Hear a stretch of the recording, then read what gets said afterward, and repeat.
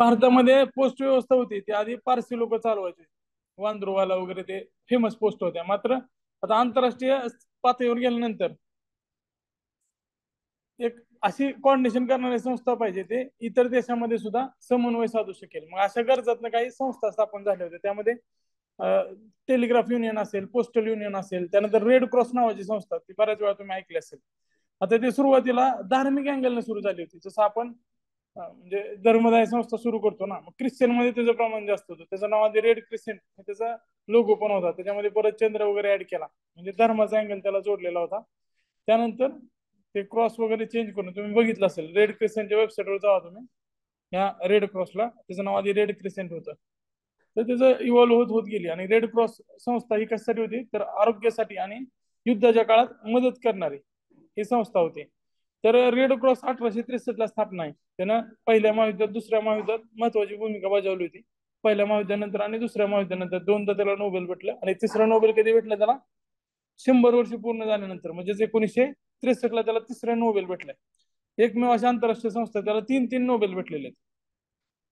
पहिल्या महायुद्धानंतर, दुसऱ्या महायुद्धानंतर आणि शताब्दी वर्षात, असं 3 वेळा नोबेल मिळणारी ही सगळ्यात जुनी संस्था असल्यापैकी एक आहे. त्यानंतर टेलिग्राफिक युनियन. आता जर क्रम विचारला तुम्हाला, तर तुम्ही आधी काय लिहिणार, तुमच्या लॉजिक नुसार पोस्ट आधी नंतर टेलिग्राफ लिहिणार, बरोबर आहे का? पण हे लक्षात ठेवा की टेलिग्राफिक युनियन जवळपास 9 वर्ष आधी स्थापन झालेली आहे, पोस्टल युनियनच्या आधी, बरोबर आहे का? टेलिग्राफ इलेक्ट्रॉनिक गोष्ट आहे. आणि तिथं आयसी वगैरे, बर्न बर्न हा शब्द असतो ना, म्हणजे त्याच्यामध्ये इन्स्टॉल करणं, त्याला बर्न करणं म्हणतात. मात्र ते टेलिग्राफ बर्न मध्ये नाही, तर पोस्टल बर्न मध्ये, हे लक्षात ठेवा. पुढे ज्यावेळेस लिस्ट देईल त्यावेळेस मी एकाखाली एक दिलेला आहे. आणि त्या संस्थांच्या स्थापनेच्या कालावधीवर एक प्रश्न फिक्स आहे मेन्सला राज्यसेवेच्या. त्याच्यानंतर पुढच्या काळात बर्लिन हे परिषदा झाल्या. पहिल्या महायुद्धानंतर पॅरिस शांतता परिषद भरली होती. आता ह्याच्याविषयी थोडं सांगतो. पहिलं महायुद्ध ज्यावेळेस झालं, आता पहिल्या महायुद्धाची कारण वगैरे आपल्याला काय बघायचं नाही, ते काही इतिहासाचा भाग आहे. मात्र पहिल्या महायुद्धानंतर जी काय हरलेली राज्य होती, देश होती, त्यामध्ये सगळ्यात जास्त जो युद्ध लढलं गेलं होतं ते ऑस्ट्रिया, जर्मनी, हंगेरी, इटली याच्या भूमीवर लढलं गेलं होतं. आणि त्यामध्ये त्यांचा पराभव सुद्धा झाला होता. म्हणजे त्यांना दुहेरी तोटा होता.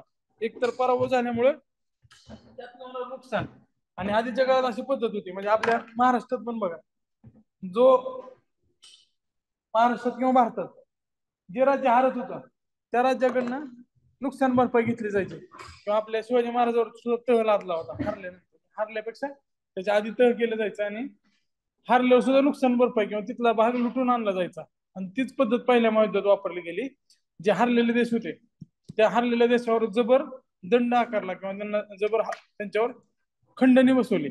आणि ती खंडणी कुठल्या तहानुसार बसवली, ती वर्षाच्या तहानुसार एका डब्यातच तो तह करण्यात आला होता. आणि ज्यावेळेस जर्मनीमध्ये हा सत्तेत आला, कोण, हिटलर, त्यावेळेस त्याने ती बॉम्ब लावून डब्बा उडवला होता वर्षाचा तह, म्हणजे प्रतिका नष्ट केली. म्हणजे देशप्रेम हा सगळ्यात मोठं साधन होतं त्यावेळेस सत्ता हस्तगत करायचं. इटलीचा मसुलनी आणि हिटलर या दोघांनी सत्ता हस्तगत केली. आणि जो लीग स्थापन झाला होता 1919, त्या लीगचं जे हे अस्तित्व ते संपवून गेलं. कारण लीग कशासाठी स्थापन झालं होतं, भविष्यात युद्ध उद्भवू नये म्हणून. पण ह्याच्यामध्ये मेन चूक काय होती, महत्वाची चूक काय होती, तर जे शोषित झालेले आहेत त्यांच्यावर अजून शोषण केलं त्यांचं. आणि एका लिमिट नंतर ते परत उठाव करणार होते किंवा त्याला रिॲक्ट करणार होते. आणि ते रिॲक्शन दुसऱ्या महायुद्धात आले होते. जर समजा जर्मनीवर मोठे तह लादले नसते, त्यांच्याकडनं खंडणी वसूल केली नसते, तर ते पूर्वपदावर आले असते. आणि युद्धाची जे, म्हणजे आता यामध्ये खंडणी जर तोडायची असेल, गुलामगिरी तोडायची असेल, तर काही लोक करतात राजाच्या विरुद्ध युद्ध करतात. तर साधा ह्यांना युद्ध केल्याशिवाय पर्याय नव्हता असं वाटायला लागलं. आणि त्याच विचाराची सत्ता जर्मनीमध्ये, इटलीमध्ये आली. आणि त्यांनी परत पुढच्या महायुद्धाला सुरुवात केली. ज्यावेळेस दुसरा महायुद्ध सुरू झाला होता त्यावेळेस काही शहाणी लोक सत्तेवर बसली होती. त्यामध्ये चर्चिल असेल, त्यानंतर रुझवेल्ट असेल. तर या सगळ्यांनी एकत्रित येऊन असा विचार केला की ह्याच्या पुढे जर युद्ध टाळायचं असेल तर आपण अशा खंडणी लादून काय उपयोग नाही. त्याच्याऐवजी आपण काय केलं पाहिजे, त्यांना वर आणण्यासाठी हात दिला पाहिजे. युद्धातनं जे देश आहेत त्यांना जर बाहेर आणलं तर ते काय होतील, परत युद्ध करण्यासाठी प्रवृत्त होणार नाहीत. जसं आपण कैद्याविषयी भावना ठेवतो, त्याचे सुधारगृह म्हणतो आपण, आणि कैद्याला बंदी म्हणतो, कैदी म्हणत ना. तसंच त्यांनी ती भूमिका ठेवली. आणि ते एकाच जहाजीवर बसले होते. आता ही जो फोटो दिसतोय तुम्हाला, तो कुठला आहे, तर एका अटलांटिक महासागरामधील युद्ध नौकेवरचा आहे. जे नेव्हीचे एक नेव्हल बोट आहे ते. आणि त्यावेळेस तुम्हाला माहिती आहे हे सगळ्यात जास्त त्यावेळेस जे स्ट्रॉंग होतं ते इंग्लंडची नेव्ही होती. त्याच्या जीवावरच त्यांनी पूर्ण जगावर राज्य केलं होतं. एकच मिनिट.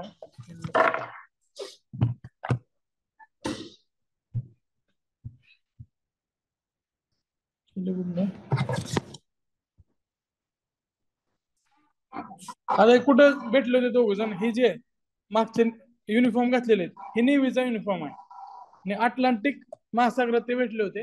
आणि त्या अटलांटिक महासागराच्या नेव्हीची जी बोट आहे, जहाज आहे, त्याच्यावरच त्यांनी एक करार केला, चार्टर केलं, त्याला अटलांटिक सनद या नावाने ओळखलं जातं. हे फाउंडेशन होतं नवीन संघटना स्थापनेचं. आता ते नवीन संघटनेचं नाव काय असेल हे नाव फ्रँकलिन रुझवेल्ट यांनी सुचवलेलं आहे आणि वेबसाईटवरून तसं तसं कॉपी केलेलं आहे. पुस्तकातला जो आपला टॉपिक आहे हा डायरेक्ट वेबसाईटवरचा अबाउट अस किंवा त्या वेबसाईटवरची माहिती आहे अशी मराठी ट्रान्सलेट केलेली आहे. आणि प्रश्न जर बघितले तुम्ही तर सगळे वेबसाईटवर येतात. त्याचा मेन सोर्स वेबसाईट आहे. विकिपीडियावरची काय माहिती आहे ते सुद्धा ह्यामध्ये पडताळून टाकलेली आहे. तुमच्या पुस्तकात पण काही चुका असतील, खाटकर सरांच्या पुस्तकात पण, कारण त्यांनी आधी लिहिलेलं आहे. सगळ्यात पुस्तकात चुका आहेत, माझ्या पण पुस्तकात चुका आहे. सरांच्या पुस्तकाचे 3-4 जे चुका आहेत महत्वाचे ते मी तुम्हाला सांगतो, त्याच्यामध्ये तुम्ही करेक्शन करून घ्या. आणि ह्यातल्या काय चुका असतील ते पण मी सांगतो. सगळ्याच पुस्तकात चुका असणारच आहेत, 100% एररलेस कोणतंच पुस्तक नाही. तुम्ही जे वापरत असाल त्याच्यामध्ये करेक्शन करून घ्या. 1942 ला शत्रू राष्ट्राविरुद्ध एकत्रित असलेल्या 26 मित्र राष्ट्रांनी, आता हे महत्वाचा आकडा का, सुरुवातीला युद्धाची परिस्थिती होती. यावेळेस युद्ध काय संपलं नव्हतं. त्यावेळेस जे 26 देश आहेत त्या मित्र राष्ट्र म्हणजे काय, तर ते जिंकणारे राष्ट्र होते. दोस्त राष्ट्र आणि मित्र राष्ट्र आपण इकडे म्हणतो, बरोबर आहे का. तर ते जिंकणारे देश होते. त्या देशांनी या अटलांटिक सनदेला पाठिंबा दिला होता. पुढच्या काळात संयुक्त राष्ट्र या अधिकृत संघटनेच्या स्थापनेस त्यांनी सहमती दर्शवली होती. म्हणजे अटलांटिक चार्टर हे त्याचं फाउंडेशन आहे. अटलांटिक चार्टरला 26 देशांनी पाठिंबा दिला होता. अटलांटिक सनद कुठे गेली होती, त्या एका युद्ध नौकेवर. तर 1943 ला मॉस्को येथे परिषदेच्या जाहीरनाम्यात, आता इथं काय, तर मॉस्को परिषदेचा जो मॉस्को जाहीरनामा आहे हे सुद्धा महत्वाचं आहे. मॉस्को जाहीरनाम्यात तुम्ही जे देश आहेत ते लक्षात ठेवायचे. आता ह्यात काय, तर 5 परमनंट देश आपण लक्षात ठेवतो. 5 परमनंट देश कोणते, जे विजयी झाले होते त्यावेळेस, जिंकणारे देश होते. त्यात कोण कोण आहे, सगळ्यात आधी युएसए असणार आहे, त्यात काय वाद नाही. रशिया पण असणार आहे, 2 झाले. तिसरं कोणतं आहे, ग्रेट ब्रिटन. चौथा कोणता आहे, चीन आहे. आणि 5वा कोणता आहे, फ्रान्स आहे. आता ह्या जो मॉस्को परिषद होती जी दुसरा टप्पा होता, दुसरं पाऊल होतं, त्याच्यामध्ये फ्रान्स नाहीये. तर लक्षात काय ठेवायचं आता, चीन, USA, Soviet Russia, great Britain. तर इथं काय लिहायचं, तर संस्थापकापैकी फ्रान्स नव्हता.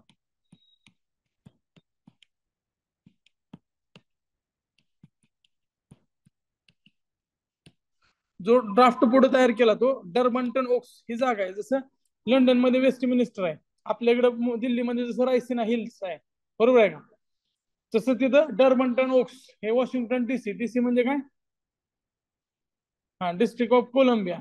ऍक्च्युली वॉशिंग्टन प्रांत तिकडे पूर्वेला आहे, हे वॉशिंग्टन डीसी पश्चिमेला किनाऱ्यावर आहे. पण वॉशिंग्टन डीसी कुठे आहे, कोलंबियामध्ये. त्यामुळे डिस्ट्रिक्ट ऑफ कोलंबिया असं त्याचं नाव आहे. त्यानंतर पुढे क्रिमिया. क्रिमिया हा कुठला प्रदेश होता त्यावेळेसच्या, युएसएसआर मध्ये असेल, बरोबर आहे का. बाल्कनायझेशन 1991 नंतर क्रिमिया वेगळा झालाय. त्याच्या आधी कुठं असणार आहे, ते युएसएसआर मध्ये असणार. तर युएसएसआर तत्कालीन युएसएसआर मध्ये याल्टा हे ठिकाण आहे. त्या ठिकाणी आता याल्टा मध्ये म्हणलं स्टॅलिन तर असणारच आहे, कारण तो त्याचा राष्ट्राध्यक्ष आहे. तर स्टॅलिन होता त्यावेळेस, आणि चर्चिल आणि रुझवेल्ट. युनायटेड नेशन स्थापन करण्यात ह्या 2 नेत्याची सगळ्यात मोठी भूमिका आहे. रुझवेल्ट तर नाव पण सुचवलेलं आहे त्याचं. नंतर चर्चिल, कारण दोघांनीच अटलांटिक चार्टरमध्ये सुरुवात केली या गोष्टीची. परत 26 देश एकत्रित आले. त्यानंतर मग मॉस्को परिषद भरली. मॉस्को परिषदेमध्ये 4 देश आले. नंतर डरबंटन ओक्स मध्ये मसुदा तयार करण्यासाठी एकत्रित बसले. पुढे याल्टा परिषदेत त्यांनी असं ठरवलं की सॅन फ्रान्सिस्को इथे एक बैठक घ्यायची आणि या सनदेच्या कलमांना सहमती द्यायची. म्हणजे अंतिम बैठक कुठे ठरली त्यांची, सॅन फ्रान्सिस्को मध्ये घ्यायची. आता पुढे काय झालं, तर त्याच्यावर वेगवेगळ्या चर्चा झाल्या आणि सॅन फ्रान्सिस्को परिषदेमध्ये 15 एप्रिल ते 26 जून आपले जसे संविधान मंजूर होताना आपण कलम वाईज मंजूर केलं होतं, तसंच हे युनायटेड नेशनचं जे चार्टर होतं, युनायटेड नेशनची जी सनद होती ती मंजूर करताना सगळ्यात शेवटची परिषद कोणती, सॅन फ्रान्सिस्को. आता थोडं रिवाइज करूया. सगळ्यात आधी काय असेल, अटलांटिक चार्टर. त्यानंतर कुठली परिषद येणार, मॉस्को, मॉस्को जाहीरनामा.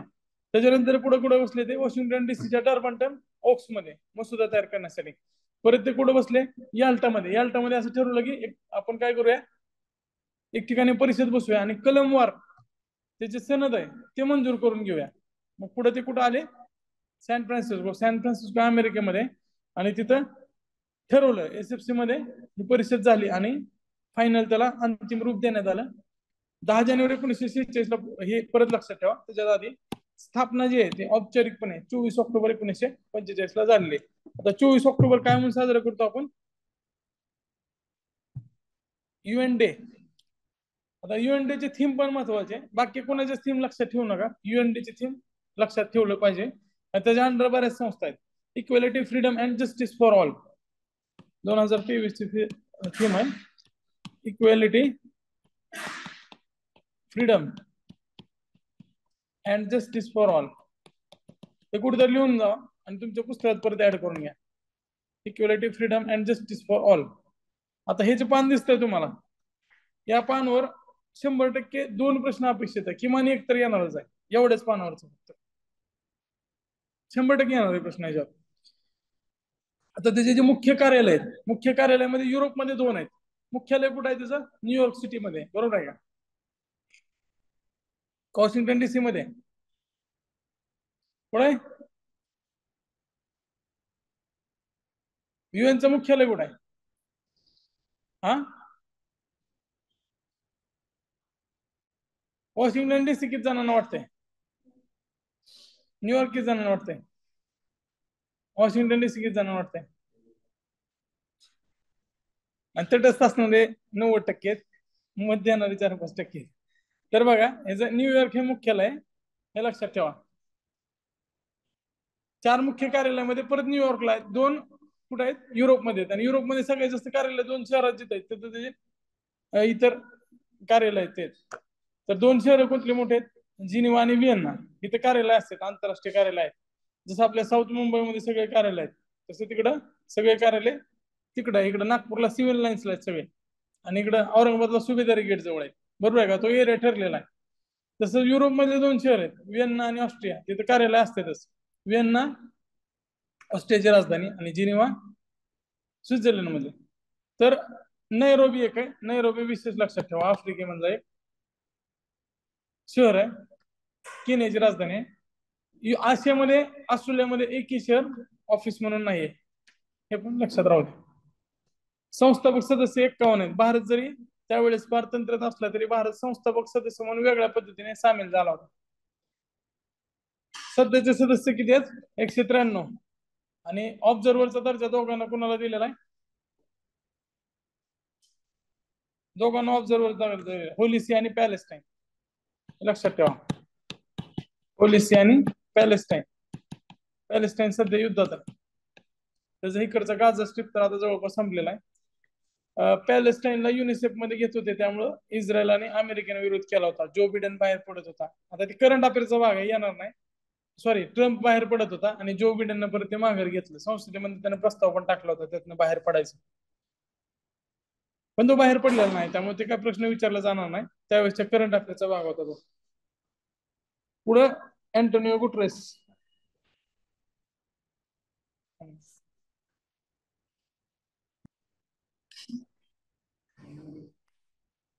आता जे महासचिव आहेत ते अँटोनिओ गुटरेस आहेत.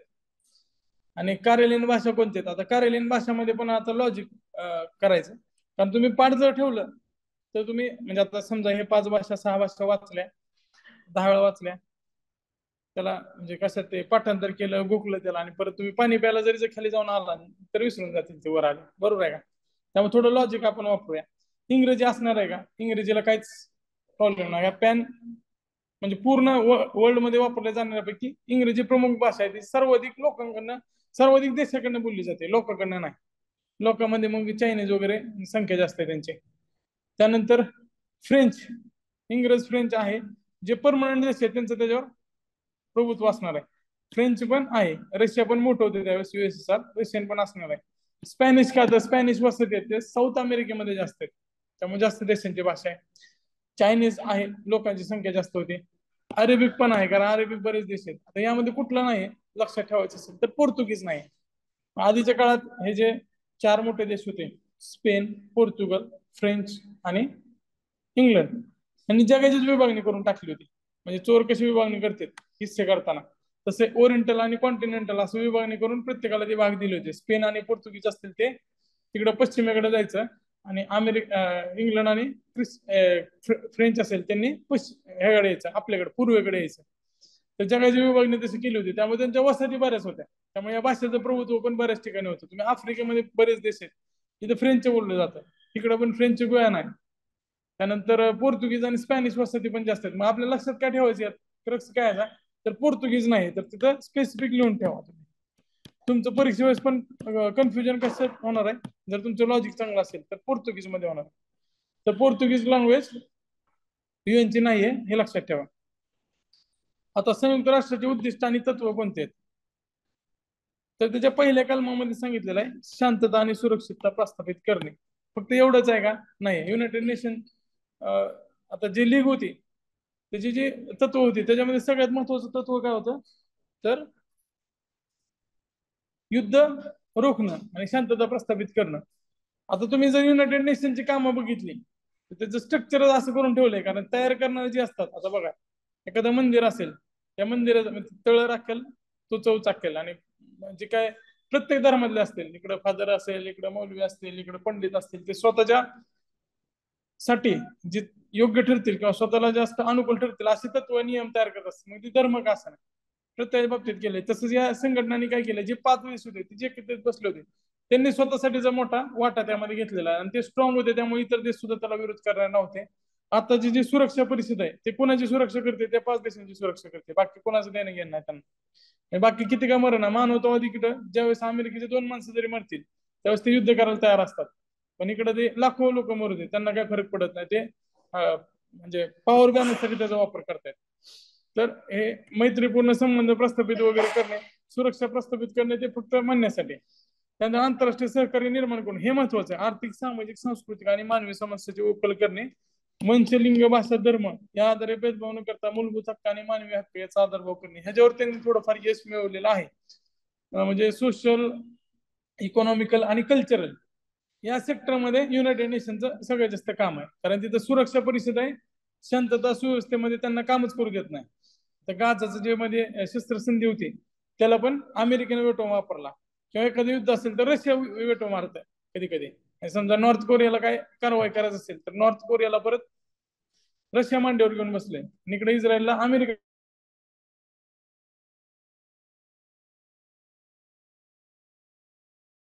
त्यामुळं ही गोष्ट त्यांना एवढी शक्य झालेली नाही युनायटेड नेशनला पण. आणि हे फक्त जसं आपलं कुलूप असतं, कुलूप आपल्या समाधानासाठी असतं, त्या चोराला तोडणं काय त्याचं 2 मिनिटाचं काम आहे. तसं युद्ध करायचं असेल कुठल्या देशाला तर युनायटेड नेशन अडवू शकत नाही. ते कुलपासारखं काम आहे, फक्त आपलं समाधान आहे, युनायटेड नेशनची सुरक्षा परिषद आहे ते रोखल. पण ते 2 देश आहेत ते एकमेकाच्या विरोधातले आहेत, त्यामुळे हे काय रोखू शकणार नाही. किंवा आपल्या भारताचंच बघा, भारत बांगलादेश त्यावेळेस पूर्व पाकिस्तानचं युद्ध होतं त्यावेळेस अमेरिकेने डायरेक्ट ॲटॉमिक जे नेव्हल वॉर हे होते ते आणून ठेवले होते, युद्ध नौका आणून ठेवली होती, रशियानं आपल्यासाठी पाठवले. पण त्यावेळेस पण होऊ शकलं असतं. बऱ्याच वेळा जग उंबरठ्यावर जाऊन आलाय. सुएज कालव्याचा प्रश्न होता, त्यांचा आता रशिया युक्रेन वार होतं, ते नाटो जर त्यामध्ये असते तर झालंच असतं वार. ते होऊ शकलं असतं, मात्र त्यानं फक्त सामाजिक, आर्थिक आणि सांस्कृतिक क्षेत्रात काम केलेलं आहे. आता त्यामध्ये त्याचे काय अंग आहेत, आता खरं तर त्याचे 5 वेगवेगळ्या संस्था आहेत आणि 6वं त्याचं सचिवालय आहे. आता अंग 5 का 6 हे म्हणताना थोडं कन्फ्युजन आहे. 5 आहेत ते मेन संस्था आहेत आणि 6वं आहे ते सचिवालय आहे. आता त्यातलं पहिलं सगळ्यात मोठं काय असणार, जसं संसद असते आपली, संसद काय करते, लेजिस्लेचर. तर बाकीच्या गोष्टींची चर्चा करणं, एखादा प्रस्ताव मांडणं, त्याला प्राथमिक स्वरूपात मंजुरी देणं, हे सगळे काम संसद करते. तसंच युएनची असेंब्ली. आता ही बैठक कधी भरते त्याची तारीख पण महत्वाची आहे. दरवर्षी सप्टेंबर महिन्याच्या एकदाच भरते, सप्टेंबर महिन्याच्या 3ऱ्या मंगळवारी.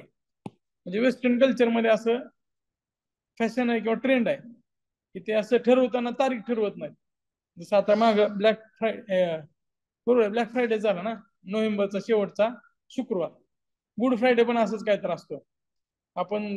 त्यामुळं त्यांनी हे तसं ठरवलंय, सप्टेंबर महिन्याच्या 3ऱ्या मंगळवारी. थोडं लक्षात ठेवून अवघड आहे, पहिल्या मंगळवारी, 2ऱ्या मंगळवारी, 3ऱ्या मंगळवारी आणि 4थ्या मंगळवारी असं जर ऑप्शन दिलं तर आपल्याला मंगळवारी आहे आणि सप्टेंबर महिन्यात आहे हेच माहित नसतं. त्यामुळे हे आउट ऑफ बॉक्स जरा प्रश्न होईल, थोडं लक्षात ठेवा. आता ह्याच्यामध्ये कसं रिप्रेझेंटेशन आहे, तर प्रत्येक जे देश आहे त्याला 5 सदस्यांचं रिप्रेझेंटेशन आहे. परंतु 5 सदस्य जरी प्रत्येक देश पाठवत असेल तर एका राष्ट्राला एकच मत आहे. मत असताना कसं आहे, एक राष्ट्र एक मत आहे. रिप्रेझेंटेशन देताना कसं दिलंय त्यांनी, प्रत्येक देशाला 5 सदस्य पाठवायचा अधिकार आहे. आमसभेचे दरवर्षी अध्यक्ष, उपाध्यक्ष आणि 7 प्रमुख समितीच्या सभापतीची निवड होते. आता यामध्ये भारतातला एक सगळ्यात मोठा व्यक्ती आहे, म्हणजे युनायटेड नेशनच्या पटलावरचा कोण आहे, काम केलेलं युनायटेड नेशन सोबत, शशी थरूर, तिरुवनंतपुरमचे माजी खासदार, नाही माझे ना आता खासदार असतील ते, माजी मंत्री, परराष्ट्र मंत्री. तर ते अध्यक्षाच्या निवडणुकीला उभारले ते 2006ला. त्यावेळेस बान की मूननं त्यांना हरवलं होतं. त्यानंतर त्यांनी ते सोडलंच, परत ते इकडं भारताच्या राजकारणात आले. आमसभेच्या कार्याचे स्वरूप प्रामुख्याने कसं असणार आहे, चर्चात्मक. कारण काय आहे, जनरल बॉडी. आता ह्याच्यामध्ये लक्षात काय ठेवायचं आपल्याला, तर ते बहुमताने कुठल्या प्रश्नावर निर्णय घेते आणि विशेष बहुमत कुठं लागतं. तर जे काही नॉर्मल प्रोसिजरल पार्ट असेल त्याचा, ते साध्या बहुमताने निर्णय घेते. आता आपल्याला प्रश्नासाठी काय महत्वाचं आहे, तर विशेष बहुमत कशासाठी वापरते ते. तर विशेष बहुमतामध्ये लक्षात ठेवा की सदस्यत्व कुठल्याला द्यायचं असेल तर सुरक्षा मंडळाचे जे अस्थायी सदस्य आहेत, स्थायी सदस्यावर निर्णय घेण्याचा अधिकार कुणालाच नाही. ते परमनंट आहेत, नावाप्रमाणेच परमनंट आहेत, त्यांना कोण हलवू शकत नाही.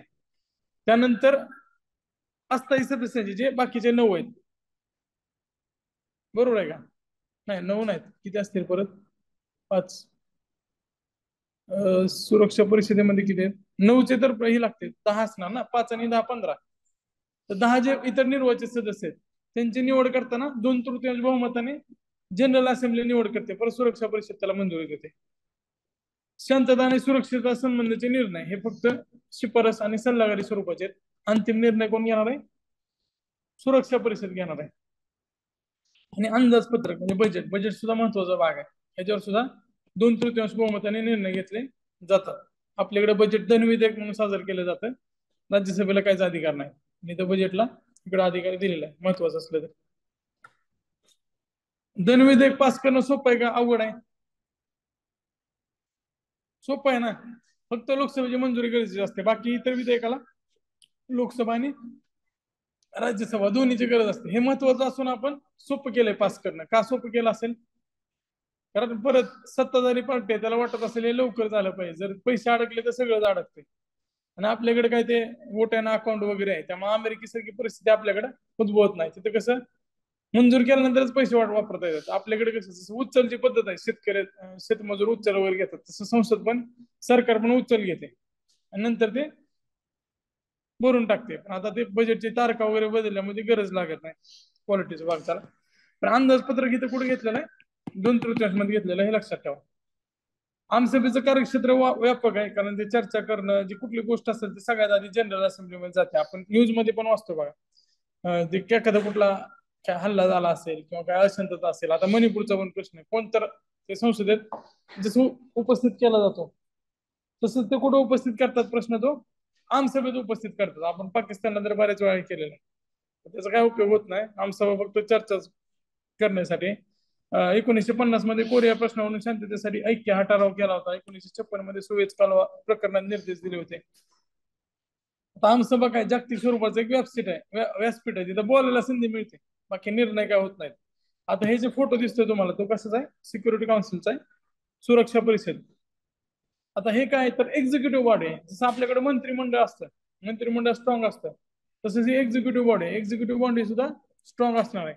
तर ह्याचं काय काम आहे, तर शांतता सुरक्षा हे त्याचं काम होतं. मी मागे सांगितलं, शांतता सुरक्षा फक्त त्या 5 देशांची, बाकीच्यांचं काही देणं घेणं नाही. आणि जे देश आहेत त्यातले ते पॉवर बॅलन्स करतात, म्हणजे आपल्या बाजूने लोक आली पाहिजेत. आपल्या गावात कशी 2 गुंड असतात किंवा 2 आजी माझी आमदार वगैरे असतात, काही सगळे आमदार गुंड नसतात, काय काय ठिकाणी असतील, ते पॉवर बॅलन्स करतात. आता एखाद्यानं दुसऱ्याचं म्हणजे काय मर्डर जरी केला असेल तर त्याला एक आमदार पाठीशी घालतो, आणि उद्या त्यानं तिकडे पलटी मारली तर दुसरा आमदार त्याला पाठीशी घालेल. तसंच या देशांचा आहे, जे काय असे गुंड प्रवृत्तीचे देश आहेत, आता नॉर्थ कोरिया सारखे असतील किंवा काय जे आक्रमक देश, गुंडपेक्षा आक्रमक देश म्हणूया, आक्रमक देश आहेत, इस्रायल असेल, नॉर्थ कोरिया असेल किंवा गाझा असेल, गाझाचा हमास तो पण आक्रमकच आहे. दोघं पण आक्रमक आहेत, जे म्हणजे आर्मी सोडून सिव्हिलियनना मारतात. ते युद्धामध्ये तसं सगळं फेअर आहे म्हणतात, मात्र इथिक्सच्या व्हॅल्यूनुसार ते फेअर नाही आहे. म्हणजे तुम्ही जर अटॅक करताना आर्मी सोडून डायरेक्ट सिव्हिलियन वर करत असाल तर ते चुकीचं आहे आणि ते साधी गोष्ट आहे. पण हे जे नैतिकता आणि शांतता सुरक्षा म्हणणारी सुरक्षा परिषद आहे त्याला ह्याच्यामध्ये कुठले अधिकार नाहीत. कारण 4 देश जरी बाजूने असले तरी अमेरिकेनं त्यामध्ये जर शस्त्रसंधीच्या विरोधात मत केलं किंवा हमासच्या बाजूने जर रशियानं वोट केलं तर तिथं सुरक्षा परिषद काहीच करू शकत नाही. कारण त्या स्ट्रक्चरनुसार काय ह्याच्यामध्ये जरी अपेक्षा व्यक्त केल्या असल्या त्यानं शांतता सुरक्षा राबवली पाहिजे तर पण त्यामध्ये अमेरिका आणि रशिया हे सगळ्यात जास्त कारस्थानी देश आहेत. म्हणजे भारताच्या विरोधात सुद्धा ज्यावेळेस प्रस्ताव आला होता पोखरण मध्ये किंवा मग इथं पूर्व पाकिस्तानच्या युद्धाच्या वेळेस त्यावेळेस रशियाने वेटो वापरला होता. त्यानंतर ग्रेट ब्रिटन, फ्रान्स आणि चीन. चीन तर आता कोरोना नंतर एक महासत्ता म्हणून उदयास आलं. जसं दुसरं महायुद्ध होतं, दुसऱ्या महायुद्धात जगाला तोटा झाला, एकाचा तोटा दुसऱ्याचा फायदा, तसं चीननं ह्या गोष्टी आणल्या आणि परत शेवटी तोच महासत्ता झाला. अमेरिकेनं दुसरं महायुद्ध लढलं नसतं तर कदाचित जर्मनी, जपान, इटली हे स्ट्रॉंग राहिले असते. पण दुसऱ्या महायुद्धात बाकी सगळ्यांच्या भूमीवर ते युद्ध लढलं होतं. अमेरिकेचं ते पर्ल हार्बर सोडलं तर पर्ल हार्बर पण समुद्रातलं एखादं बेट होतं, त्यांच्या भूमीवर युद्धच लढलं गेलं नाही. त्यामुळे त्यांची तेवढी हानी झाली नाही, उलट फायदाच झाला शस्त्र विकून. जसं चायना बाकीच्या गोष्टी दुसऱ्या देशांना विकल्या ते कोरोना आल्यानंतर, तसंच हा महासत्ता होणारा देश आहे. 5 कायम सदस्य लक्षात राहिले. जिंकणारे जे 3 राष्ट्र आहेत मित्र राष्ट्रापैकी 5 मध्ये फ्रान्स, इंग्लंड आहे, अमेरिका, रशिया आहे आणि चीन आहे. हे 5 कायम लक्षात ठेवा. 10 असतात ते निवडले जातात. आता हे कधी वर्षासाठी निवडतात तर 2 वर्षासाठी. आता इथं वरच्या साईडला तुम्ही परत एक कॉलम तयार करायचा आहे. एकदम शेवटी सांगतो तुम्हाला 1 वर्ष, 2 वर्ष, 3 वर्ष, 5 वर्ष कन्फ्युजन होणार आहे परत तुमचं. हे झाल्यानंतर तुम्ही पुस्तकाच्या वरच्या साईडला लिहून घ्या. म्हणजे आता नोट्स काढायला तसा वेळ पण नाही, जर काढले नसेल तर अंडरलाईन केलेलं आहे तेच व्यवस्थित करा. आता सुरक्षा परिषदेत सुद्धा प्रत्येकाला एक मत आहे. आता एक मताचा काहीच उपयोग नाही, कारण सर्वसाधारण निर्णयासाठी 15 पैकी 9 सदस्यांचा पाठिंबा असणं आवश्यक आहे आणि त्यापैकी 5च्या 5 जणांचं त्या 9 मध्ये समावेश असणं गरजेचं आहे. म्हणजे 15 पैकी 9 जणांनी त्याला पाठिंबा दिला पाहिजे आणि 5चे 5 सदस्य त्याला त्याच्या बाजूने असले पाहिजेत. म्हणजे ह्यांना काय व्हेटोचा अधिकार आहे. मात्र आयोगाला एक सवय आहे, म्हणजे ते बऱ्याच वेळा विचारते धर्मनिरपेक्ष ह्याचा उल्लेख आहे का नाही, ह्याचा उल्लेख संसदेत सॉरी कॉन्स्टिट्यूशन मध्ये आहे का नाही. तर वेटो हे जे शब्द आहे तो नकार अधिकार किंवा वेटो या अर्थाचा शब्द प्रयोग कुठंच केलेला नाही. मात्र इथं काय सांगितलं त्यांनी की बहुमत पाहिजे असेल तर 15 पैकी 9 जणांचं बहुमत आवश्यक आहे आणि त्यामध्ये 5 जे स्थायी सदस्य किंवा परमनंट मेंबर आहे त्यांचं बहुमत असणं अत्यावश्यक आहे. म्हणजे ह्याचा अर्थ काय होतो तर त्यांना वेटो पॉवर आहे, ते जर त्यामध्ये नसतील तर त्यांना काय होईल नकार अधिकार प्राप्त होईल. आयोग काय विचारेल, साधी लाईन सांगतोय मी तुम्हाला. समजा तुम्ही हे ह्याच्यावर लक्ष दिलं नाही, वाचून घेतलंय लक्ष दिलं नाही, बिटवीन द लाईन्स वाचल्या नाहीत, सिंपल एक विधान सांगतोय की युनायटेड नेशनच्या सनदेमध्ये वेटोचा उल्लेख केलेला आहे. हा एक विधान झालं. ब विधान असेल की रशिया, फ्रान्स, इंग्लंड, चीन आणि अमेरिका या 5 सदस्यांना हा नकार अधिकार प्राप्त होतो. आता दोन्ही बरोबर लिहिणार का तुम्ही फक्त ब बरोबर लिहिलं असतं आधी? दोन्ही बरोबर लिहिलं असतं. सनदेत उल्लेख आहे का कुठं? वेटो शब्दाचा नाही आणि त्या अर्थाचा पण नाही. आता हे कुठे दिलेलं आहे तर डायरेक्ट वेबसाईटवर दिलेलं आहे. तर आयोगाला असे शब्द किंवा प्रश्न विचारायचा सवय, त्यामुळे वाचताना फक्त थोडं अनालिसिस करा पहिल्यांदा वाचत असाल तर.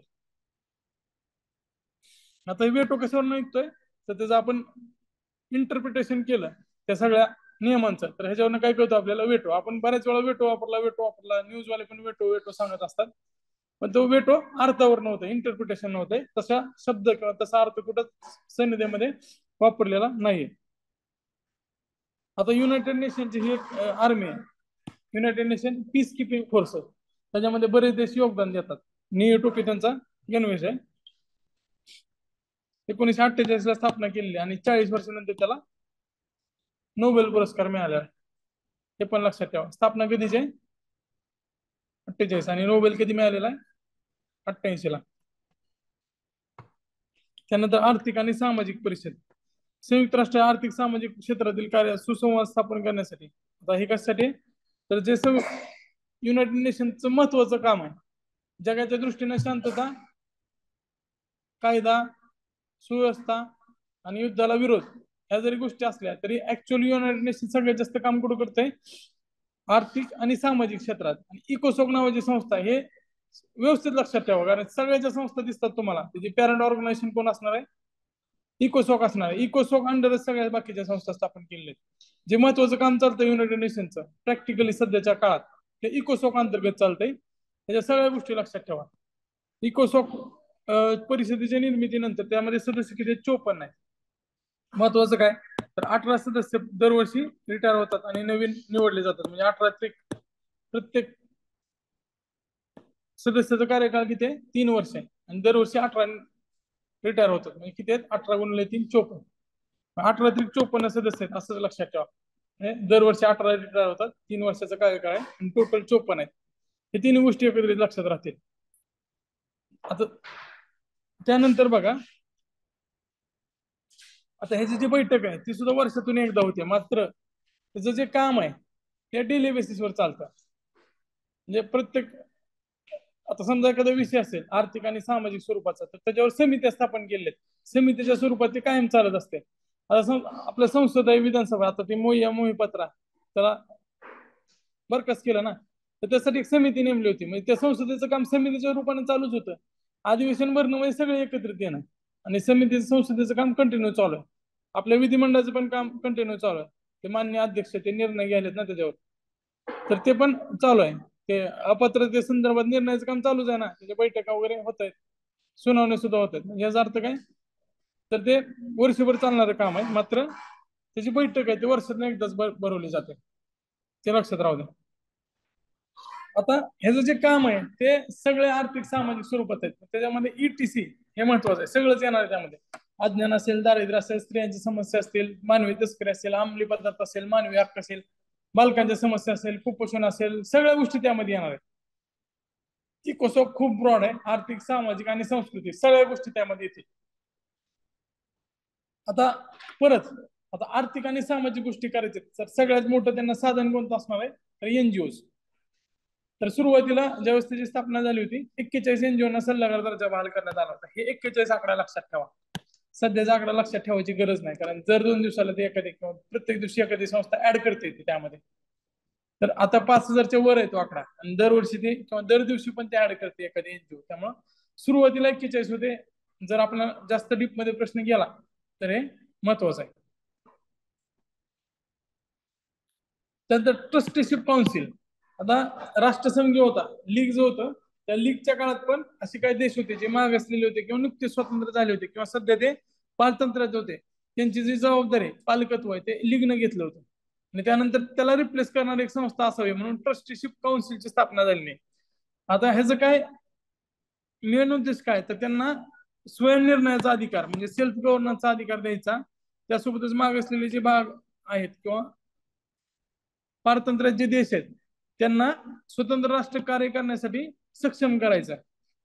आणि त्याच्या दरम्यान जोपर्यंत त्यांना पूर्ण कळत नाही, आपल्याला कसं म्हणजे भारत काही यशस्वी झाला लोकशाही देश म्हणून तर त्याला कारणीभूत ब्रिटिशांचे जे भारत सरकार कायदे होते किंवा चार्टर ऍक्ट होते ते होते, कारण त्यांनी टप्प्याटप्प्याने आपल्याला राज्य कसं करायचं ते शिकवलं. बरोबर आहे का? नाहीतर आपल्याकडे आता सुद्धा जे काही नेते असते आता पण आहेच ते, पण ते डायरेक्ट करत नाहीत, कारण त्यांना एक सिस्टीम आहे, संविधान आहे, त्या थ्रू आपल्याला काम करावं लागतं. संविधानाच्या आधी सुद्धा नियम होते, ते चार्टर ऍक्ट म्हणजे कसं ब्रिटिशांनी अन्याय केला, अत्याचार केलाय, पण तो कायद्याच्या चौकटीत राहून केलाय. ते डायरेक्ट कुणाला पण गोळी मारू शकत नव्हते, त्याच्यावर केस चालवले जायचे आणि मग त्याला फाशी दिली जायची आणि त्याला सिद्ध करावं लागायचं. म्हणजे त्याला एक संधी असायची निर्दोष सिद्ध करायची आणि जे जज आहेत ते दुसरे असायचे. म्हणजे जो कायदा सुव्यवस्था राखतोय ज्याच्याकडं ह्याचे अधिकार आहेत काय म्हणतात त्याला दंडाधिकार आहेत तो आणि न्यायाधीश हा वेगळा असायचा.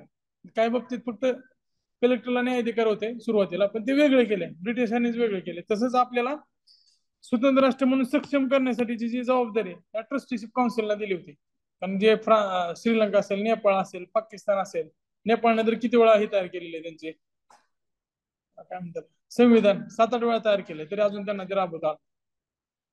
आता त्या ह्याच्यामध्ये पण चालू आहे. कुठल्या देशात चालू आहे? म्यानमार का? आता सध्या कुठल्या देशात चालू आहे का? बांगलादेशमध्ये चालू आहे, सॉरी. बांगलादेशमध्ये ते विरोधी सरकार म्हणतं की निवडणुका व्हायच्या आधी ते सरकारनं राजीनामा दिला पाहिजे आणि तटस्थ बॉडीनं निवडणुका घेतल्या पाहिजे. कारण जो सत्ताधारी पक्ष आहे, मग ते काँग्रेस असू दे, आपल्या भारतात भाजप असू दे, तो इम्पॅक्ट टाकण्याचं काही प्रमाणात, मग त्याची शक्यता तर आहे. टाकणार नसला तरी शक्यता तरी आहे. इंदिरा गांधीवर पण केस झाली होती ती. सध्याच तुम्ही बघतायच, आज कालचा निवडणूक हायकोर्टचा निर्णय म्हणजे कालच आलेला आहे. पुण्याची लोकसभेच्या निवडणुकीवर आता हे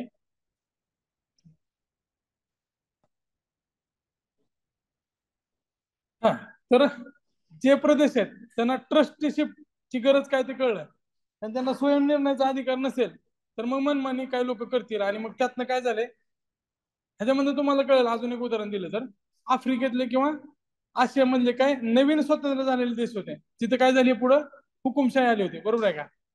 गद्दाफी वगैरे, आरब स्प्रिंग झालं होतं तिथं, ते आयतुल्ला खुमनी वगैरे, शहा, हे सगळे जे झाले होते त्यामुळे डायरेक्ट ते जाऊन सत्तेवर बसले होते. त्यांनी गैरवापर केला होता, कारण लोकांना आपल्या अधिकाराची जाणीवच नव्हती.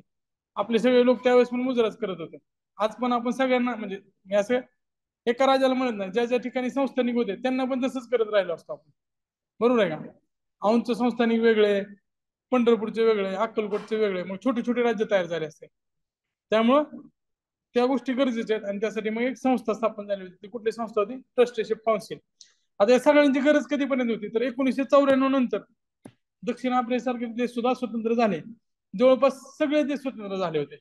त्या त्या देशातले हुकुमशाह जे होते त्यांनी ती सत्ता स्वतःच्या हातात घेतली, मात्र ते स्वतंत्र झाले होते. त्यामुळं ही परिषद नंतर कार्यरत नाहीये. ट्रस्टीशिप काउन्सिलची गरज राहील ना त्यामुळं.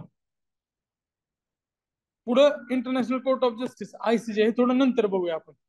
आणि जे 6वं घटक आहे ते सेक्रेटरिएट आहे. सेक्रेटरिएट काय काम करेल? जसं मंत्रालय काम करतं आपल्या इथं, तसं मंत्रालयासारखं काम हे सेक्रेटरिएट करतं. आता जे प्रशासकीय व्यवस्थापन आहे ते मंत्रालय जसं करत असतं तसं सेम काम सेक्रेटरिएट करणार आहे. त्याचे जे प्रमुख असतील ते कोण असणार आहेत? महासचिव. आणि इतर जे अधिकारी आहेत ते त्यामध्ये काम करतील. सेक्रेटरिएटची बिल्डिंग, UN ची बिल्डिंग जी दिसते ती सेक्रेटरिएटची बिल्डिंग असते आपल्याला, एकदम मोठी. त्यासमोर सगळे झेंडे लावलेले असतात. आता जे स्पेशलाइज्ड एजन्सी आहेत ते एक एक बघूया आपण. आता थोडंफार माहिती सांगतो, जर त्याविषयी काही गोष्टी माहीत असतील तर तुम्हाला लक्षात ठेवणं सोपं जाईल. आता ब्रेटन वुड्स परिषद झाली होती. त्या ब्रेटन वुड्स सिस्टर्स म्हणून 2 संस्थांना ओळखलं जातं. पहिली कोणती? IBRD, आणि दुसरी कोणती? IMF. IBRD 1944 आणि IMF 1945, हे लक्षात ठेवा. दोन्हीचं मुख्यालय कुठे? वॉशिंग्टन DC मध्ये. त्यानंतर FAO, food and agriculture organisation, इथं कृषी पण लिहू शकता, शेती कृषी इंग्लिश मध्ये लक्षात ठेवा. बघा ह्याच्यामध्ये जर फूड अँड ऍग्रिकल्चर ऑर्गनायझेशनला अन्न आणि शेती संघटना जर तुम्हाला दिलं असेल तर तुम्ही, आणि असं नाही की तुम्ही आता सध्या आहे ना कॉन्शियस माइंड मध्ये आहेत. आणि जर 100 प्रश्न सोडून तुम्ही 126 प्रश्नाकडे आलेला असाल तर त्यावेळेस तुम्ही हँगओव्हर मध्ये असाल आधीच्या प्रश्नात. त्यामुळे तुम्हाला काहीच करणार नाही. ही संस्था मी वाचलीच नाही असं वाटेल तुम्हाला. तर अजून एक लॉजिक लक्षात ठेवा की कृषी आणि अन्न संदर्भातल्या ज्या महत्वाच्या संस्था आहेत त्या 2 संस्था आहेत. एक FAO आणि दुसरी IFAD, international food and agriculture development organisation, IFAD. ते दोन्ही संस्था रोम मध्ये आहेत. अन्न असेल तर ते रोमच्या जवळ आहे. अन्न रोम 1945. जागतिक आरोग्य संघटना, कारण रोम मध्ये आधी हे सगळे उठाव झाले होते, कारण तिथं उपासमार होती. हे नाही का नीरो ज्यावेळेस राज्य जळत होतं त्यावेळेस तो ते काय वाजवत होता? हा, ते तिकडचं सांगा. आपल्याकडे बासरी केलं त्याचं. बासरी त्यांना माहित पण नसेल. फिडल, फिडल, तो फिडल वाजवत होता. मग त्यानंतर लोकांनी त्या उपासमारीच्या विरोधात आंदोलन केलं होतं, आणि तिकडे ज्या 2 संस्था आहेत ते योगाने तिथंच आहेत, असं मला लक्षात ठेवू शकता तुम्ही. त्यानंतर WHO सगळ्यांना माहिती आहे, जिनेवामध्ये. आणि 3 अक्षरी असणारे आणि शेवटी असणारे योगायोगाने जिनेवामध्ये. फक्त ILO वगैरे लक्षात ठेवा. ILO वगैरे ज्या संघटना आहेत 3 अक्षर आहेत आणि शेवटी O आहे. FAO आपण लक्षात ठेवलेले. काय अपवाद आहेत बघा? ILO, WHO, IMO पण लक्षात ठेवा. WMO, ITU आहे, हे जिनिवामध्ये. विपो पण जिनिवामध्ये. ओ असणारे जास्त करून जिनिवामध्ये, फक्त जी छोटी पाहिजे. युनेस्को पॅरिस, हे सगळ्यांना माहिती आहे. युनेस्कोच्या नावच आपण डिटेलमध्ये बघणार युनेस्को विषयी. त्याचं लॉंग फॉर्म पण लक्षात ठेवायचं आहे. ILO कुठं आहे? जिनिव्हा मध्ये, संयुक्त राष्ट्राची सगळ्यात जुनी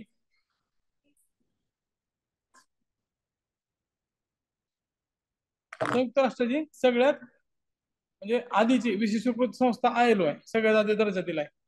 नंतर नागरी उड्डाण म्हणजे सिव्हिल एव्हिएशन. सिव्हिल एव्हिएशनचं ते फुर्सतगंज अकॅडमी असेल किंवा आपल्या गोंदियाला पायलट प्रशिक्षण अकॅडमी चालू केलेली आहे. आपले जे प्रफुल्ल पटेल त्यावेळेसचे नागरी उड्डाण मंत्री होते, त्याला सहाय्य कोणी केलंय तर ह्या मॉन्ट्रियल कॅनडाच्या इन्स्टिट्यूटने 1947 ला स्थापना झालेली आहे. पुढं UPO युनिव्हर्सल पोस्टल युनियन 1874 ला स्थापन झालेली बर्न स्वित्झर्लंड मध्ये. आणि टेलिग्राफिक युनियन आहे ते जिनिव्हा मध्ये. त्यानंतर WMO world meteorological organisation 1950 Geneva मध्ये. त्यानंतर WIPO 1967 जिनिव्हा मध्येच आहे. IMO 1948 लंडन मध्ये. युनिडो 1966. आता IMO कशासाठी? मेरीटाईम. ह्याच्याविषयी पण थोडं सांगतो मी तुम्हाला. मेरीटाईम मध्ये सगळ्यात जास्त किंवा सागरी क्षेत्रात सगळ्यात जास्त स्ट्रॉंग जे असतील तर ते 2 नौदल होते. तसं 3-4 टॉपला होते, स्पेन, पोर्तुगल, इंग्लंड आणि फ्रान्स. त्यामुळे त्यांनी जगावर राज्य केलं. आणि आधीसारखं आपण एअरलिफ्ट करून लोकांनी जाऊ शकत नव्हतं. कुठं काय अडचण तयार झाली तर पाण्यात घेऊन जायचो. आणि त्यावेळेस नौदल स्ट्रॉंग होतं, रॉयल नेव्ही होती इंग्लंडची. त्यामुळे मेरीटाईम ऑर्गनायझेशन तिथं आहे, कारण त्याच्या आजूबाजूला समुद्र पण मोठा आहे. त्यानंतर युनिडो ही इंडस्ट्रियल डेव्हलपमेंटसाठी खास व्हिएन्ना मध्ये ऑस्ट्रिया. आणि ITO माद्रिद स्पेन. स्पेनला खूप मोठा इतिहास आहे आणि माद्रिद हे ऐतिहासिक शहर आहे. त्या ठिकाणी पर्यटन संस्था जे आहे त्याचं मुख्यालय आहे. त्यातले 4-5 जे आहेत आकडे ते चुकलेले, तुमच्या पुस्तकात चेंज करून घ्या. पुस्तकातले चुकलेले काय विकिपीडियामध्ये आधी चुकीचे दिले होते, त्यांनी परत अपडेट केले. हे वेबसाईट वरून काढलेले आहेत. जरी तुमचं चुकलं तरी तुमचंच बरोबर असणार आहे. आयोग जरी चुकलं असलं तरी तुमचंच बरोबर असणार आहे, कारण हे वेबसाईटवरच्या अबाउट अस मध्ये घेतलेले.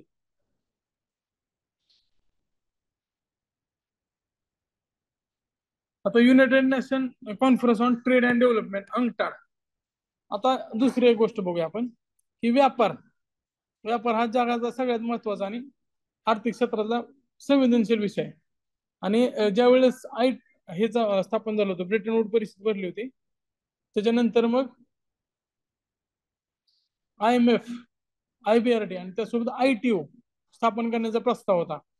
पण इंटरनॅशनल ट्रेड ऑर्गनायझेशनचं जे होतं किंवा युनियन जे होतं, इंटरनॅशनल ट्रेड युनियन, त्याचं जे मेन उद्देश होता तो काय होता तर विकसनशील देशांचा हित संबंध जोपासणं. आणि अमेरिका त्यावेळेस एवढं हे झाला होता, हे जे दाखवायचे दात वेगळे आणि खायचे दात वेगळे होते. ते जे संयुक्त राष्ट्र संस्था वगैरे स्थापन का करायचं होतं, कारण सगळ्यात जास्त भित्रे अमेरिकेचे लोक आहेत, त्यांना युद्ध वगैरे नको होतं. आता सुद्धा ते सरकार पलटवून टाकतात. ट्रम्पला का पाडलं त्यांनी? कारण ट्रम्प जास्त युद्ध करायचं असं म्हणत होता, त्यामुळे त्यांना पाडलं असेल. तर ITO जी होती ती विकसनशील देशांच्या बाजूने काम करणारी संस्था होती, त्याला अमेरिकेनं कडवा विरोध केला. त्यामुळे ITO स्थापन झालं नाही. पुढच्या वेळेस 1964 ला त्यापेक्षा थोडी सॉफ्ट असणारी UNCTAD स्थापन झाली. नंतर 1995 ला काय स्थापन झालेले? WTO 1 जानेवारी 1995 ला. आणि ते करार होते, गॅटच्या करारानंतर ते WTO ची निर्मिती झाली. WTO आणि युनायटेड नेशनचा काय संबंध आहे? काय संबंध आहे? युनायटेड नेशनची शाखा नाही आहे WTO, UNCTAD आहे. UNCTAD ची स्थापना मला लक्षात ठेवा 1964 30 डिसेंबर. हिची तारीख विचारली जाऊ शकेल, ह्याची विचारलेली आहे WTO ची. पुढच्या टप्प्यात UNCTAD ची स्थापना विचारली जाईल, कारण जे WTO काम करतं तेच जवळपास काम UNCTAD करतं. मात्र UNCTAD हे युनायटेड नेशनची सबसिडियरी ऑर्गनायझेशन आहे. मुख्यालय कुठे आहे? जिनिव्हा स्वित्झर्लंड मध्ये. WTO कुठे आहे? WTO कुठे आहे? जिनिव्हा मध्येच आहे. UNCTADचं पण जिनिव्हा मध्येच आहे. 195 देश आहेत सदस्य. 1960च्या सुरुवातीला आंतरराष्ट्रीय व्यापारात विकसनशील देशाच्या स्थानाविषयी वाढती चिंता होती. आपण इकडं जे व्यापार सिद्धांत बघितले होते परकीय व्यापारामध्ये, सुरुवातीला 2 देश आहेत, एका देशाचा फायदा दुसऱ्याचं नुकसान, मग कम्पॅरेटिव्ह ऍडव्हान्टेज थिअरी वगैरे सगळं बघत आलो आपण. त्यामध्ये काय शिकलो आपण की दोन्ही देशाचा काहीतरी लाभ होणार. मग त्यांच्यानंतर जे पॉल क्रुगमन त्यांनी सांगितलं हे सगळं खोटं आहे, हे फक्त तुमच्या डोळ्यावर टाकलेले झापड आहे. फायदा फक्त MNCचा होतो आणि त्याच्यामध्ये नेटवर्क स्ट्रॉंग ठरतं. हे काय WTO वगैरे बाकीच्या लोकांना बोल देण्यासाठी वापरलेल्या गोष्टी आहेत असं स्पष्ट सांगितलं पॉल क्रुगमन. आणि फायदा फक्त MNCचा होतो. आणि त्यावेळेस पण तसंच झालं होतं. ग्लोबलायझेशन ज्यावेळेस झालं त्यावेळेस फायदा कोणाचा होत होता? या विकसित देशांचा. श्रीमंत अधिक श्रीमंत होते, गरीब अधिक गरीब होत होते. आणि ह्यांना जर आपल्याला काय तर सेफ्टी वॉल तयार करायला पाहिजे, तसंच ही सेफ्टी वॉल तयार केली अंगठाड. आणि त्यात दाखवलं म्हणजे उद्दिष्ट दाखवलं की विकसनशील देशांना तुम्ही संरक्षण देत आहेत. आणि त्यांच्यासाठी ही संस्था स्थापन केली. WTO पण कशासाठी आहे? जे देश आहेत त्यांना पण संरक्षण दिलं जातं. मात्र WTO ला कुठली अशी मेकॅनिझम नाहीये जेणेकरून अंगठ्याला पण नाहीये की जे ट्रेड डिस्टॉर्शन करतायत, व्यापारच्या नियमशर्तीचं उल्लंघन करतायत, त्यांच्यावर ऍक्शन घेण्याची कुठलीही मेकॅनिझम ना WTO कडे ना अंगठाड काय. जर समजा चायनानं आपल्याकडे डंप केले, सेल आणून विकले, किंवा आपण चायना बॅनला जे टी शर्ट वापरतात आपल्याकडे ते सुद्धा चायनाने बनवलेले असतात, बॅन चायना लिहिलेलं असतं त्यावर, ती तयार करून चायना आपल्याकडे पाठवते, त्यातनं पण पैसे कमवते. आकाश कंदील फटाके वगैरे सगळे त्यांचे आहेतच, कलर पण ते पाठवतात. तर जर डम्पिंग केस असेल तर त्यांचं पण मेकॅनिझम काय, तर तुम्हीच त्याचा बदला घ्या. आता हे विकसनशील देश ती एवढं आहे आणि ती एवढं आहे, हे बदला घेण्यासाठी ताकदवान असतं तर त्यानं अन्यायच कशाला केला असता. अन्याय जो ताकदवान आहे तोच कमी ताकदवानावर करतोय ना. दोन सारखे असतील तर दोघं अन्याय नाहीच करणार एकमेकावर. ते मेकॅनिझम आहे ते फक्त ते जगाला दाखवण्यासाठी. WTO अंगठाड तिथं आपल्याकडले अधिकारी जाऊन तिथं परिषदा घेऊन येतात, त्याचं काय तसं उपयोग नाहीये. उद्या आपण जर म्हणलं, ते थोडं विषयांतर होतंय मात्र तुम्हाला लॉजिक येईल वाचताना. उद्या जर आपण म्हणलं की WTO ला मानायचंच नाही, आपण केलं पण होतं एकदा, म्हणजे सगळ्यात जास्त विरोधी भूमिका 2013 ला घेतली होती बाली परिषदेमध्ये. त्यावेळेस आपण तो 13 नंबरचा करार आहे ना, कलम 13 टाकणार, किती क्लॉज आहे ते बघा, पीस क्लॉज. ते कलम पण लक्षात ठेवा, पुढच्या वेळेस त्याच्यावर विचारलं जाईल किंवा या येणाऱ्या परीक्षेत येणार आहे. त्यामध्ये बाली करारामध्ये काय झालं होतं की ते सांगत होते की असे जे करार असतील किंवा असे काय तुम्ही सवलती देताय त्याच्यानं ट्रेड डिस्टॉर्शन होते. भारतानं सांगितलं आम्ही त्यातनं माघारी येणार नाही, आम्ही काय त्याच्यावर सहीच करणार नाही. आणि WTOचा नियम कसा आहे, जोपर्यंत सगळे रेटिफाय करत नाहीत त्याला तोपर्यंत तो करार लागू होत नाही. म्हणजे एक जरी देश विरोधात असला किंवा एक जरी देशाने तिथं संमती दिली नाही तर तिथं सगळ्या त्या गोष्टी तिथंच थांबणार आहेत. मग WTOचं भविष्यच अंधारात गेलं होतं. मग सगळे आपले जे प्रतिनिधी आहेत त्यांच्या मागे फिरले की तुम्ही करारावर सही करा. मग आपण काय सांगितलं की पीस क्लॉज टाका त्यामध्ये, कलम 13चा एकदा चेक करा, ते टाकून सवलत देण्यात आली. ती सुरुवातीला 5 वर्षासाठी होती, नंतर आपण ती वाढवून घेतली, आता ती अनिश्चित काळासाठी वाढलेलीच आहे. तर त्याच्यामध्ये थोडाफार फरक लक्षात घेऊन घ्या. ह्याच्यामध्ये काय बाकी गोष्टी चर्चा वाटाघाटी करणं, कमी विकसित देश आहेत त्यांच्यासाठी विशेष विभाग आहे, जागतिकीकरण आणि विकास धोरण आहे, गुंतवणूक आणि उपक्रम विभाग आहे, आंतरराष्ट्रीय व्यापार आणि वस्तू विभाग आहे, टेक्नॉलॉजी आणि रिसोर्स डिपार्टमेंट, असे वेगवेगळे डिपार्टमेंट आहेत. डिपार्टमेंट एकदा वाचून घ्या. आयोगाला सवय आहे त्याच्यामध्ये जे काय 1, 4, 5 असतात. आता त्यांना प्रश्न काढताना काय ते आंतरराष्ट्रीय व्यापारातले तज्ज्ञ नसतात, शिक्षक असतात ते. जी 100च्या पुढे जाणार आहे किंवा इकडे 110च्या पुढे जाणार आहे त्याकडे काहीतरी एक्स फॅक्टर असला पाहिजे. जी जगाच्या गोष्टी आहेत ते तर तुमच्या बरोबर येणार, 2 पावलं तुम्ही अजून त्यांच्या पुढे पाहिजेत. त्यामुळे या गोष्टी तुमच्या पाठ पाहिजे. तुम्ही जर सारखं हे बघत राहिला, एकदा नाही बघायचे, परत परत बघत राहायचे वेबसाईट, रोजच्या तुमच्या फिक्स असल्या पाहिजेत. तर ती वेबसाईटची लिस्ट तुम्ही काढा, एक लिस्ट तयार करा आणि त्याचे लिंक आहेत त्या लिंक कॉपी करून एक वर्ड फाईल मध्ये ठेवा. 1, 2, 3, 4 असं त्याला नंबरिंग करा आणि रोज ठरवा की 5 मी बघणार. अजून एक दुसरी एक पद्धत सांगतो की तुमचा आहे ना, तुमच्या पुस्तकात एकदम डोळे बसले असतील, बरोबर आहे का, हे डोळे बसतात ना पुस्तकात, तर रिव्हिजन करण्यासाठी आता समजा तुम्ही कुठलं पुस्तक वाचताय, लक्ष्मीकांत वाचत असतील काही जण, ते कुठलं पुस्तक ते ज्ञानदीप होतं पॉलिटीचं पुस्तक, कोर पॉलिटीचं, काय नव्हतं लेखकाचं, DC होतं, हा पैसे मोहितेच वापरत असाल किंवा कोळंबी सरांचं वापरत असाल. कोळंबी सरांचं तसं कंबाईन पण ठीक आहे, पण राज्यसेवा मेन्सला वापरणं जरा धोक्याचं आहे कारण मार्क कमी येतील. मग तर ते जे पुस्तकातले फोटो आहेत ते टॉपिक वाईज तयार करा, त्याची PDF तयार करा, कॅम स्कॅनर वगैरे असेल ना तुमच्याकडे, तुम्ही अंडरलाईन पण केलेलं असेल पुस्तक ते, तर त्याचे फोटो तयार करा आणि त्याची सॉफ्ट कॉपी ठेवा. तुम्ही कुठे जर गेला तर ते चाळा. पॉलिटीला 100% फायदा होणार. 70 मार्क आहे ते कोर पॉलिटीवर आहे. 70 पैकी जर तुम्हाला 60 ते 65च्या दरम्यान मार्क आणायचे असतील तर असं करा, महिनाभर ते सारखं वाचत राहा. तुम्ही झोपताना पण ते एक टॉपिक बघून झोपायचा. जेवढं वेळ रिव्हिजन होईल तेवढं वेळ त्याचं मार्क येण्याची शक्यता जास्त आहे. त्यामुळे ही गोष्ट जर केली, आता म्हणजे मी पण असंच करायचो, माझ्या मित्रांनी जे सांगितले ते असंच लाईटली घ्यायचं आणि ते परत कारण किंवा जे काही नाही झालेल्या गोष्टीच्या पश्चातापासाठी वापरत होतो. तर तुम्ही करून बघा. 2 दिवसात जर तुम्हाला ना फायदा झाला तर ते सोडून द्या. कारण माझे पण मित्र म्हणायचे मला, आता ती अजय नसते नाही का, तो 30-40 दिवस फक्त सुट्ट्या काढून यायचा, पण तो प्रश्न लय सोडवत होता. त्यामुळे सगळ्यांना सांगायचं की तुम्ही माझ्यापेक्षा जास्त वाचले पण प्रश्नाची प्रॅक्टिस नाही केली, आणि त्यावेळेस थोडं पेपर पण मेरिट पण कमी लागत होतं. ती फक्त प्रश्न सोडवून ती लक्ष्मीकांत वाचत पण नव्हता, शेवटी एकदा वाचलेला असायचं, शेवटी फक्त प्रश्न सोडवायचा आणि रिव्हिजन त्याची तशाच पद्धतीने असायची. आणि त्याला सलग 4 वर्षी पोस्ट निघाले. पहिल्यांदा एसटी, परत सीओ, परत बीडीओ. बीडीओ असताना 47 मार्क पडले असते तर त्याला डीवायसपी पहिले प्रेफरन्स भेटला असतं, पण त्याला त्यावेळेसच्या मॅडमनी 42 मार्क दिल्या. 47च्या ठिकाणी 42 मार्क पडल्यामुळे 5 मार्काने त्याची डीवायसपी गेली, बीडीओ मिळाली.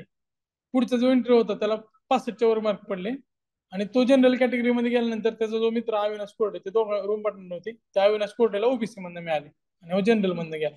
हा जर 3-4 मार्कांनी कमी आला असता तर ओबीसी मधनं डीसी झाला असता. म्हणजे नशीब काय सांगता येत नाही.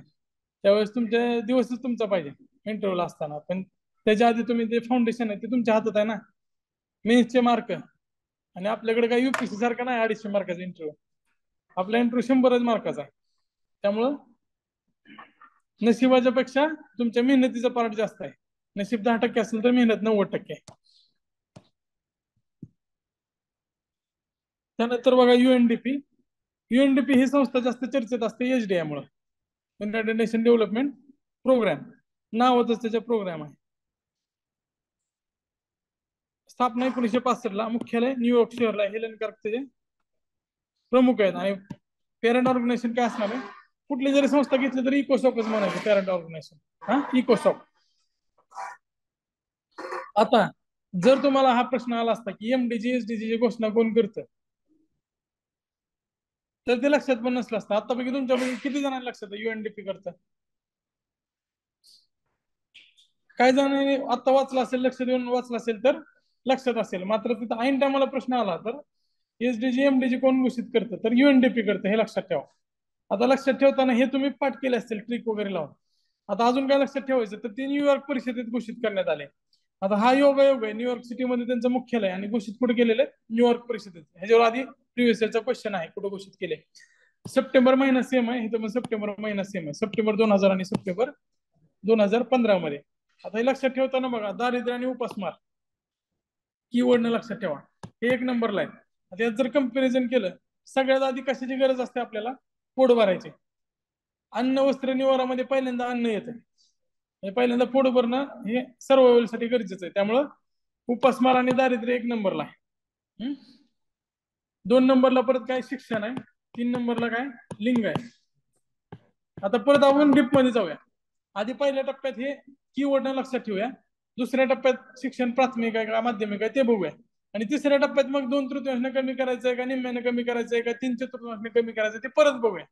असं लेअर वाईज पाठ करू. पहिल्या टप्प्यात जर सगळं पाठ करत गेलं तर पहिला टप्पा पण नाही लक्षात राहणार. फर्स्ट लेअर आधी करून घेऊया.